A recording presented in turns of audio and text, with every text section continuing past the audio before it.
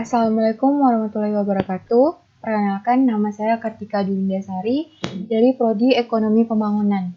Jadi, video ini saya buat untuk memenuhi mata kuliah Laboratorium Metode Kuantitatif, di mana video ini akan saya sajikan terkait dengan tutorial penggunaan aplikasi Stata, di mana terdapat 3 jenis data yang akan saya gunakan, yaitu ada data projection, time series, dan data panel.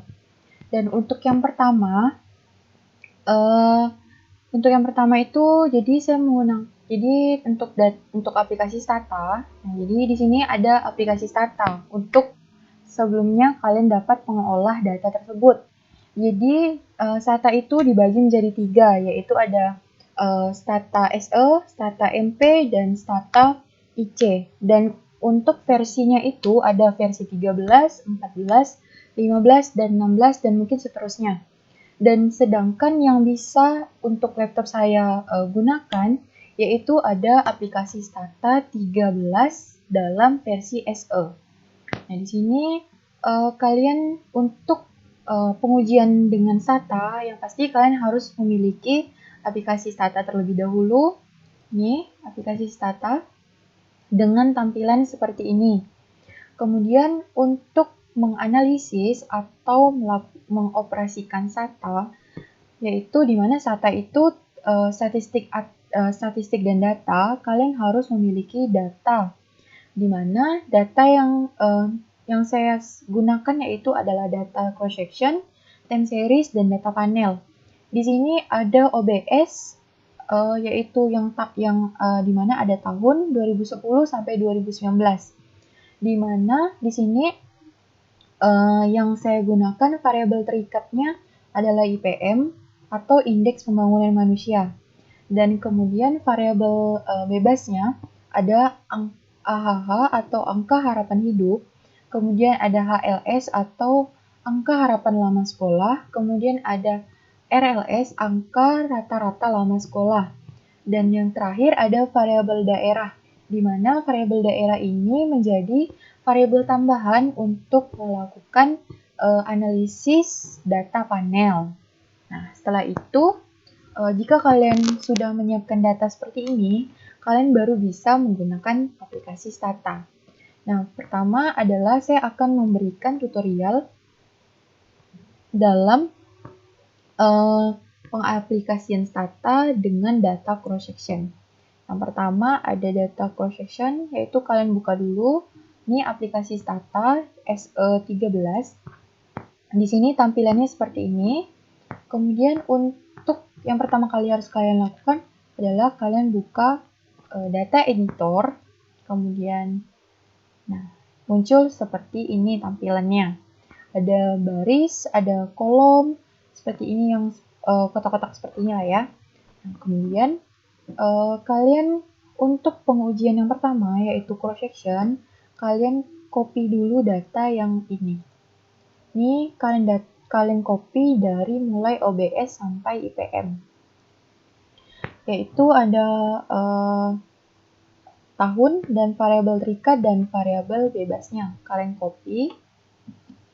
Setelah itu kalian buka lagi aplikasi Stata dengan tampilan yang data editor.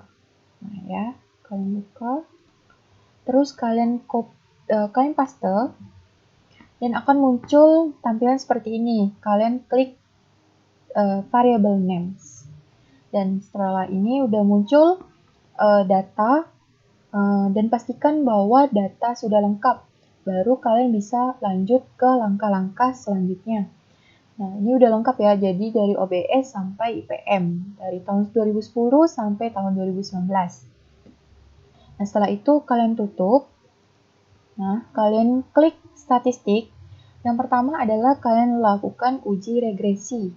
Nah, kalian klik statistik, linear models, dan related. Kemudian kalian klik linear regression. Nah, di sini akan muncul seperti ini. Ada kolom pengisian dependent variable dan independent variable. Kalau untuk dependent variable, kalian klik IPM. Kemudian independent variable atau variabel bebasnya, kalian klik AHH atau angka harapan hidup, HLS atau angka harapan lama sekolah, dan RLS atau rata-rata lama sekolah. Setelah udah ini, kalian klik 3 variabel, kalian klik OK. Nah, tampilannya akan muncul seperti ini. Nah, ini adalah linear regresi. Nah, kemudian akan muncul ini IPM, variabel terikat, dan ini ada variabel bebasnya. Kemudian ada muncul koefisien, standar error, kemudian ada T, kemudian ada probabilitas, dan lain-lain. Dan yang tabel yang pertama ini adalah tabel untuk pengujian secara hasilnya secara parsial. Nah, ini untuk yang IPM, koefisien untuk AHH-nya, itu dan HLS dan RLS ini semuanya positif. Ya, positif berarti menunjukkan bahwa ketiga variabel ini berpengaruh positif terhadap IPM. Kemudian ada standar error-nya ini, standar error, kemudian kalian bisa lihat dari probability-nya.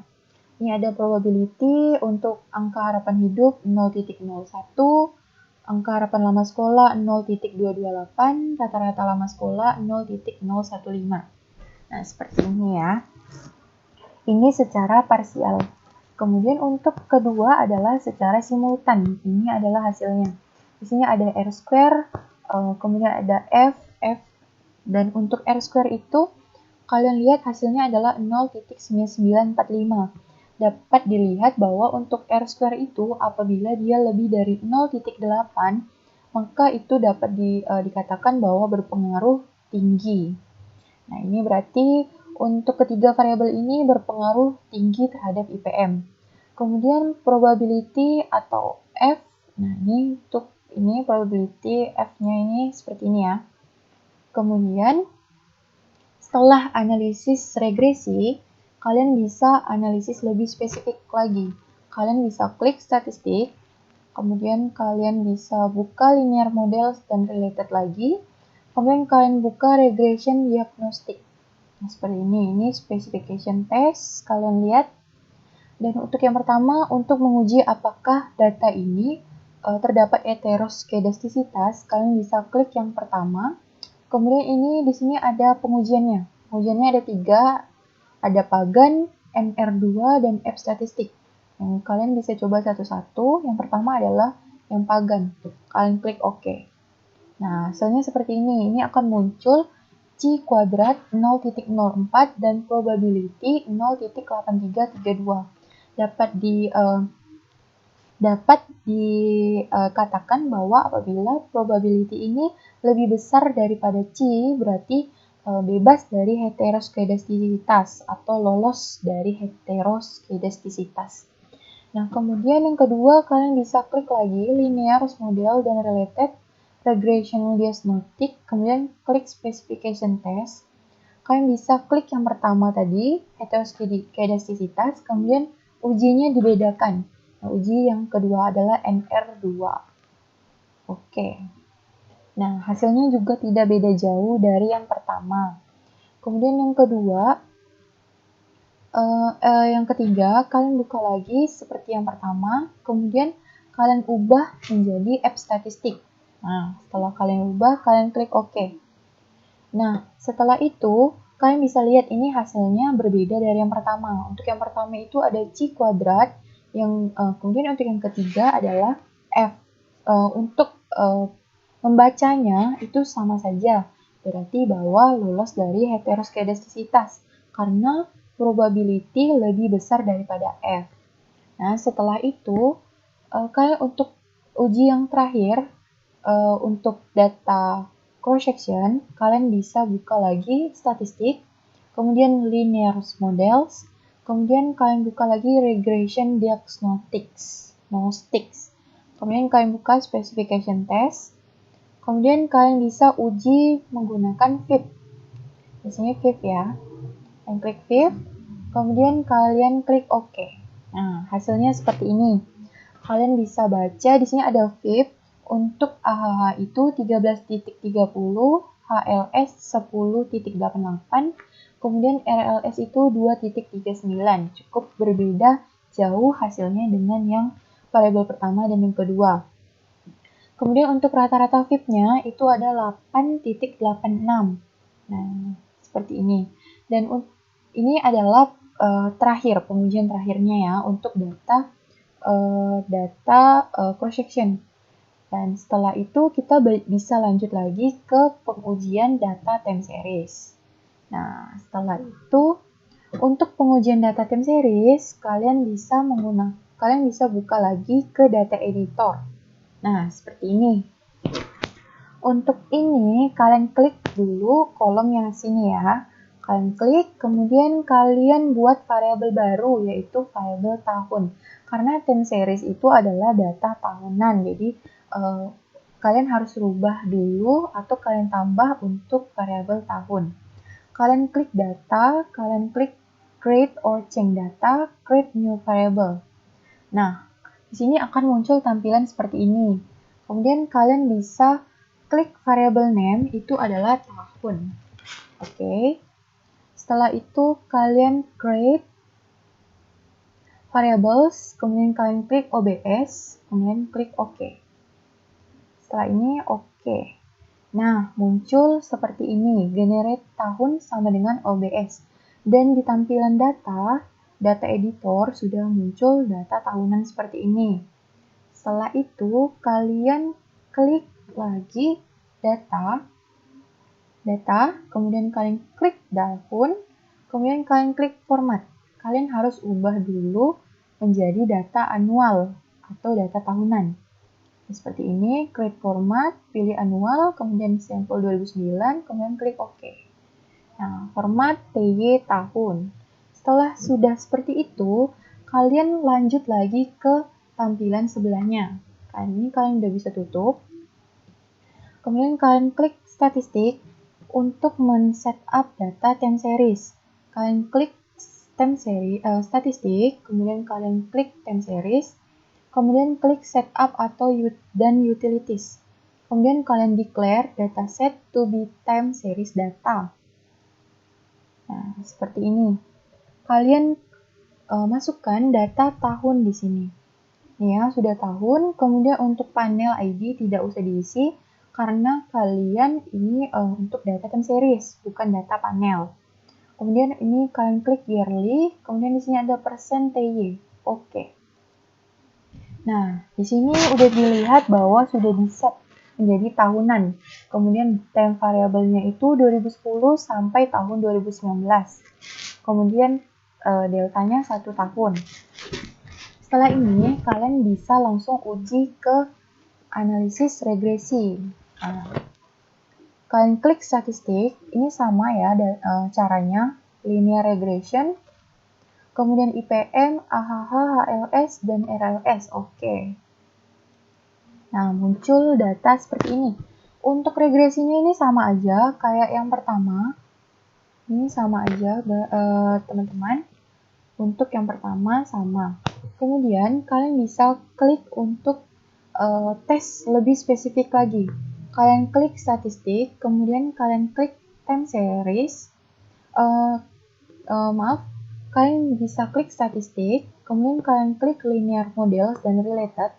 Kemudian kalian klik regression diagnostics dan specification test. Nah, seperti ini.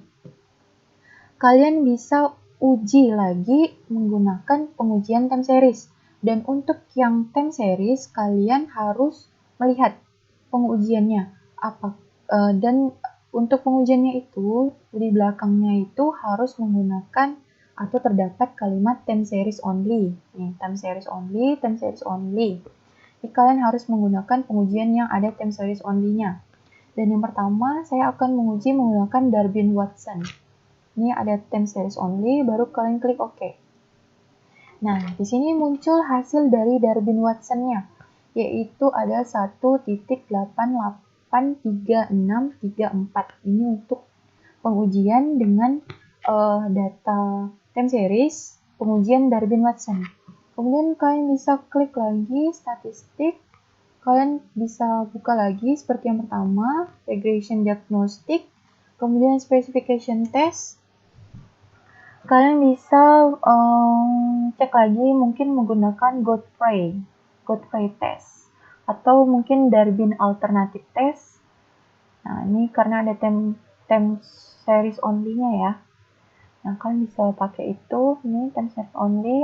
Saya coba cari dengan test for arch effect in the residuals. Nah, saya coba cek, klik OK. Nah, seperti ini munculnya. Ini untuk data time series, apakah terdapat heteroskedastisitas. Setelah itu, kalian bisa cek lagi untuk regression diagnostic specification test. Nah, kalian juga bisa menggunakan tes heteroskedastisitas. Mungkin kalian menggunakan Pagan, kalian bisa klik OK. Nah, sama aja hasilnya, paling beda-beda dikit. Ya, nah sama hasilnya. Nah, untuk pengujian time series sudah sampai di sini aja. Jadi, itu ada Darwin-Watson, kemudian bisa cari residualsnya, dan mungkin ini ada menggunakan Pagan. Nah, setelah untuk pengujian data time series sudah sampai di sini aja. Kemudian saya lanjut lagi untuk data panel. Untuk data panel, yang pertama kali harus kalian lakukan adalah kalian klik di comment, kalian tulis clear. Kemudian klik enter. Tujuan kalian klik comment, klik clear, kemudian kalian tulis clear adalah ini nanti tabelnya akan hilang. Nah, karena kita menggunakan data baru lagi untuk data panel. Dan di sini ada tulisan ready, berarti sudah siap untuk di-copy, untuk dipastekan data yang baru. Nah, untuk yang ini, kalian bisa klik lagi ini, datanya. Yaitu untuk yang data panel agak terdapat perbedaan sedikit, di mana kalian mengkopinya itu sampai daerah. Nah, seperti ini. Kalian klik copy. Terus kalian buka lagi data editor. Ini untuk tampilannya. Ini kalian buka data editor, kemudian kalian klik paste. Kemudian variable name. Nah, seperti ini muncul. Jadi ada OBS, AHH, HLS, RLS, IPM, dan daerah. Nah, jadi seperti itu. Untuk yang OBS ini kita juga perlu tambah tahun. Nah, ini kalian klik kolomnya, kalian klik data. Jadi ini untuk seperti ini. Untuk data panel ini adalah data gabungan, jadi antara data cross section dan data time series. Jadi memang agak sedikit rumit. Jadi ini akan saya buat sedikit tutorialnya. Nah, di sini pertama kalian harus buat data atau variabel baru, yaitu data seperti tadi, tahun. Oke, float, ini tahun. Oke, setelah itu kalian di sini kalian udah klik OBS, berarti udah betul. Kemudian kalian klik OK. Nah, ini muncul seperti ini, OBS, tahun, dan lain-lain. Kemudian kalian juga harus format tahun ini menjadi annual atau yearly. Kalian klik ya. Kalian klik di sini, ini. Jadi untuk tahun ini ya. Kalian klik kalian klik, kemudian kalian buka properties. Kemudian di sini ada format, kalian klik yang ada titik 3-nya ini. Kalian klik, kemudian kalian ubah menjadi data annual. Kemudian OK. Ini berarti sudah tahunan. Oke. Setelah itu, karena data ini untuk daerah adalah masih merah ya. Masih merah berarti ini datanya belum bisa diuji karena masih belum berbentuk tipe data float. Jadi kita harus butuh data yang float karena ini masih merah berarti masih data huruf atau data string. Jadi kita harus rubah dulu. Jadi harus tambah di kolom variabel ini. Kalian tambah data, kemudian kalian tambah create new variable, kemudian ini float, kemudian kalian klik CS. Setelah itu kalian kalian tulis itu titik. Ya, ini variable name-nya CS, kemudian content of variable-nya titik. Oke. Nah, jadinya seperti ini. Ini berarti udah kalian bisa lihat di tampilan sebelahnya generate CS sama dengan titik, berarti 10 missing values generated, berarti sudah bisa digunakan. Kemudian kalian harus ubah kalian harus rubah data ini menjadi data yang bisa digunakan atau menjadi data float. Jadi caranya itu kalian klik di comment, kalian tulis replace, kemudian kalian tulis CS sama dengan 1, kemudian if, dan untuk ini saya menggunakan daerah. Nah, di sini saya menggunakan daerah, dan jika yang lain itu bisa menggunakan negara, kota, ataupun yang lainnya. Di sini saya menggunakan daerah, jadi saya tulis daerah. Daerah, kemudian sama dengan petik 2, kemudian A besar. Jadi untuk ini kita harus samakan. Untuk data editornya ini kan huruf besar, jadi untuk ini kita juga harus menggunakan huruf besar. Kemudian kalian klik enter. Nih, berarti sudah muncul nih 5 real change made, berarti ada 5 data yang menggunakan huruf A besar. Nah, oke. Di sini 1, 2, 3, 4, 5. Nah, setelah itu yang ini sudah dirubah, yang A, kalian kemudian rubah lagi yang B. Sama caranya, kalian klik di comment, kemudian kalian tulis replace CS sama dengan 2 if daerah, kemudian sama dengan tanda petik 2, kemudian B, kemudian tanda petik lagi. Kalian enter. Oke, berarti sudah berhasil dirubah. Kalian lihat lagi di sini. Ini berarti sudah terubah. Jadi berarti data sudah bisa digunakan untuk pengujian data panel. Setelah ini, kalian bisa langsung save datanya. Ini kalian udah bisa tutup. Kalian bisa buka statistik. Kalian save datanya. Jadi, kemudian kalian klik untuk data panel, yaitu longitudinal atau panel data, setup, dan utilities. Kalian declare dataset. Nah, muncul tampilan seperti ini. Panel ID, kalian bisa klik CS, kemudian time variable, kalian bisa klik di sini, tahun. Kemudian kalian bisa klik di sini yearly. Oke. Nah, seperti ini sudah muncul berarti data panel variabel CS time variable 2010 sampai tahun 2019. Kemudian ini deltanya 1 tahun. Nah, setelah itu baru kalian bisa lakukan uji. Yang pertama sebenarnya saya mau uji dulu regresi. Nah, regresi seperti yang pertama, IPM, AHH, HLS, RLS, bisa juga ini untuk penguji regresi. Dan bisa juga kalian tidak menguji atau langsung ke pengujian yang lebih spesifik. Nah, kalau saya akan melakukan pengujian yang lebih spesifik. Nah, jadi saya buka statistik, kemudian saya buka longitudinal atau panel data, kemudian linear models, kemudian klik linear regression. Nah, akan muncul data seperti ini. Jadi, ini untuk pengujian dari data panel. Dependent variable, kalian bisa isi IPM.